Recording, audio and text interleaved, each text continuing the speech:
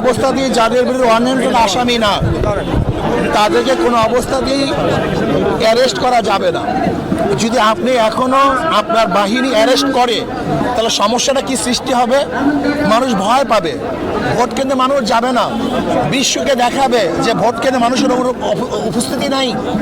এটা ইসির জন্য বিশাল দুর্নামের ব্যাপার হবে, এটা গ্রহণযোগ্য নির্বাচন হবে না।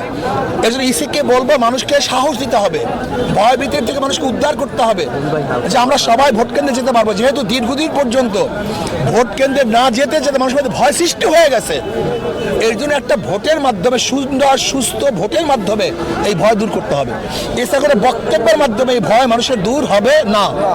এর জন্য আমি অনুরোধ করবো ইসিকে, প্রশাসনকে বলবো, যদি আপনারা চান একটা গ্রহণযোগ্য নির্বাচন তাহলে কোনো অবস্থাতেই যারা অনওয়ান্টেড আসামি না এবং যারা জামিন প্রাপ্ত এদেরকে হয়রানি করা যাবে না এবং নতুন কোনো মামলা দেওয়া যাবে না, রাজনৈতিক মামলা দেওয়া যাবে না। কয়েকদিন পর তো সরকার পরিবর্তন হবে, তখন তারা যা ইচ্ছা তাই করবে। আপনি এত রিস্ক নিতে যান কেন?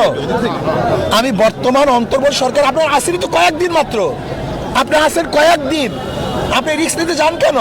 আপনার মাথার মধ্যে কি বুদ্ধি নাই? আপনি অনেক বুদ্ধিহীন কাজ করছে বর্তমান অন্তর্বর্তী সরকার, অনেক বুদ্ধিহীন কাজ করছে। আমি চাই আর বুদ্ধিহীন কাজ না করুক, অন্তর্বর্তী সরকার করবে, মানুষকে এমনভাবে উৎসাহিত করেন যেন মানুষ ভোট কেন্দ্রে যায়, ভয়ভীতিতে মানুষকে দূর দেন। আসসালামু আলাইকুম।